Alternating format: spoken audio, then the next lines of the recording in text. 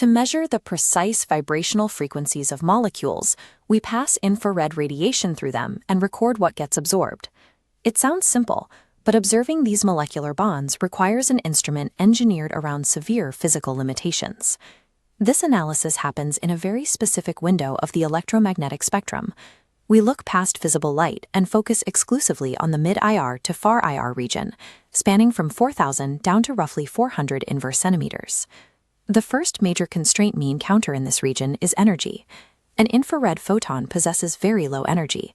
Unlike an ultraviolet photon, which packs enough punch to easily eject electrons and trigger standard photoelectric detectors, an IR photon barely registers. It cannot overcome the work function of typical detector materials. The second constraint is the physical light path itself. If you try to pass mid-infrared radiation through standard optical materials like glass or quartz, they act like brick walls. These materials are entirely opaque to mid-IR radiation and will absorb the signal before it moves an inch. This means a standard laboratory spectrometer built with normal glass lenses and a tungsten bulb will completely fail if applied to infrared analysis. You will get zero transmittance. To actually capture an IR spectrum, we have to abandon standard optics entirely.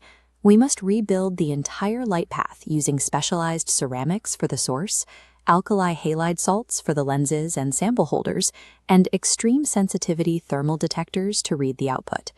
The physical constraint of low-energy radiation dictates every single engineering decision we make, from the moment the light is generated to the final detector reading. We start at the beginning of the light path. Our first task is to generate a broad, continuous band of infrared radiation to send through the instrument. As we noted, a standard tungsten filament won't work. While it glows brightly in visible light, its energy output drops off drastically as you move into the mid-infrared, making it completely insufficient as a reliable radiation source. Instead, we turn to highly specialized ceramics. One common solution is the Nernst glower, a hollow rod constructed from rare earth oxides like zirconia-yttria. This graph illustrates the spectral distribution of energy from a typical Nernst glower operated at 2200 Kelvin. You can see the intensity peaks in the near-infrared and provides a steady, albeit lower, continuous output across the longer analytical wavelengths we need. Another prominent option described in these source texts is the Globar. Unlike the rare earth Nernst rod, the Globar is a solid rod of sintered silicon carbide, typically about 50 millimeters long and 4 millimeters in diameter. Each of these materials presents unique engineering challenges. The Nernst glower is a non-conductor at room temperature. It requires an external heater to bring it to a conducting state. And because it has a negative temperature coefficient of resistance, its circuitry must carefully manage the current to prevent it from burning itself out. The Globar, by contrast, has a positive temperature coefficient and is self-starting. The trade-off is its extreme heat output. Operating at up to 1700 degrees Celsius, the Globar requires active water cooling systems just to maintain the stability of the instrument's housing. The source must output massive, carefully controlled thermal energy just to provide a baseline signal strong enough to survive the highly absorptive journey through the rest of the instrument. As that beam travels into the sample compartment, we encounter our next material hurdle. We cannot hold our samples in standard glass or quartz vials.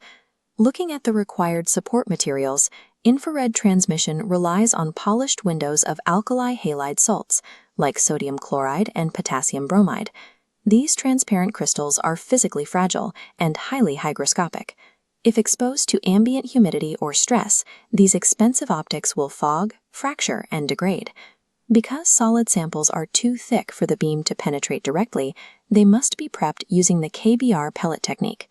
The solid analyte is finely ground, mixed with pure potassium bromide powder, and then subjected to extreme pressure in a hydraulic press, fusing into a thin, glassy, transparent disc. This method carries a major risk for artifacts.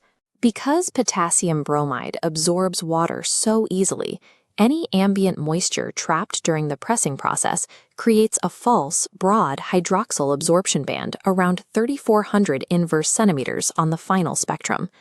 Liquids require equally precise handling. A pure, neat liquid sample in a standard test tube is far too dense. It will instantly absorb the entire IR beam, leaving no transmitted signal to measure. This schematic of a liquid absorption cell demonstrates the solution. We use matched cells constructed of rock salt windows separated by ultra-thin Teflon spacers.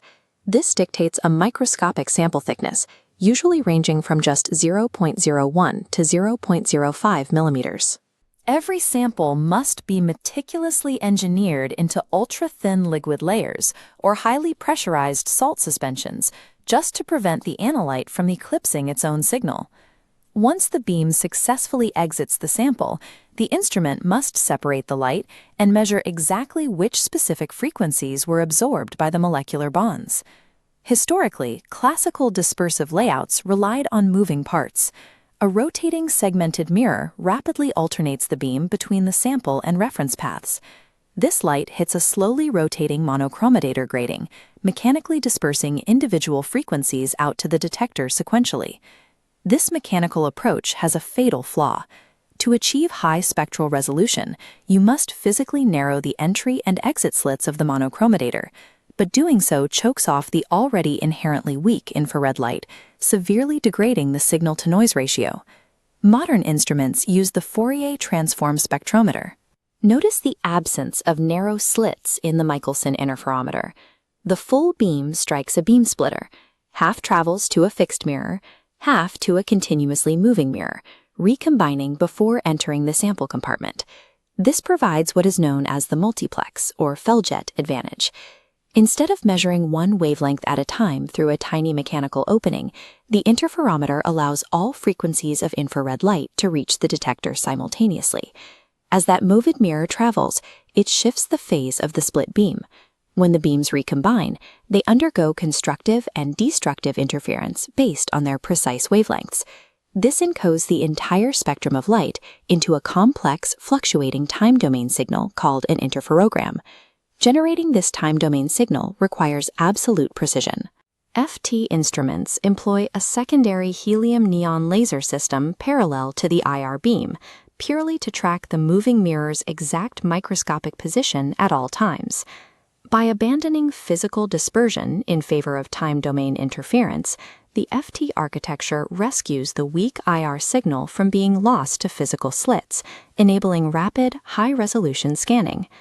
After passing through the sample, the fully encoded beam finally reaches the detector. But we are still bound by our primary constraint. IR photons do not possess the energy required to eject electrons in a standard photodetector. Instead of counting individual photons, mid-infrared detectors act as hypersensitive, rapid-response thermometers. They measure minute variations in radiant heat. A classic thermal detector is the thermocouple, built from two dissimilar metal wires welded at distinct junctions. The infrared-exposed hot junction heats up, while the insulated cold junction remains constant. This resulting temperature difference generates a measurable electrical potential. An alternative is the bolometer, incorporating a thin blackened metal strip into a Wheatstone bridge circuit. When infrared radiation heats the indicator strip, its electrical resistance alters. This unbalances the bridge, causing a direct current to flow through the galvanometer signal.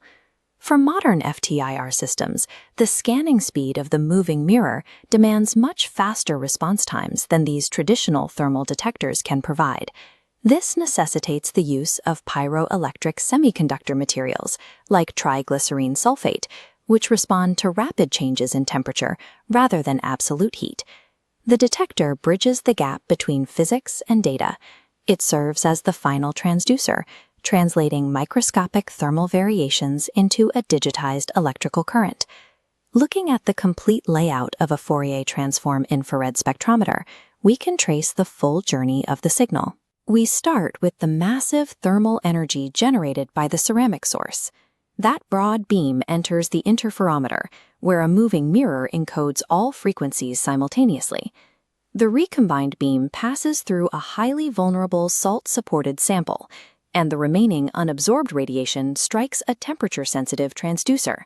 But the electrical output generated by that detector is still just an interferomogram. It is a complex, overlapping time-domain signal that is completely unreadable to a chemist looking for a functional group.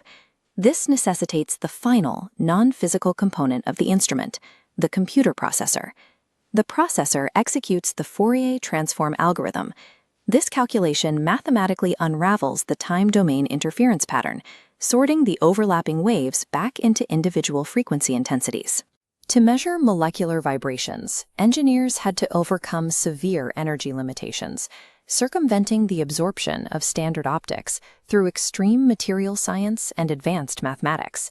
The resulting spectrum reveals a molecule's internal vibrations, the end product of an instrument designed specifically to work around the material and energy constraints that otherwise prevent these frequencies from being measured.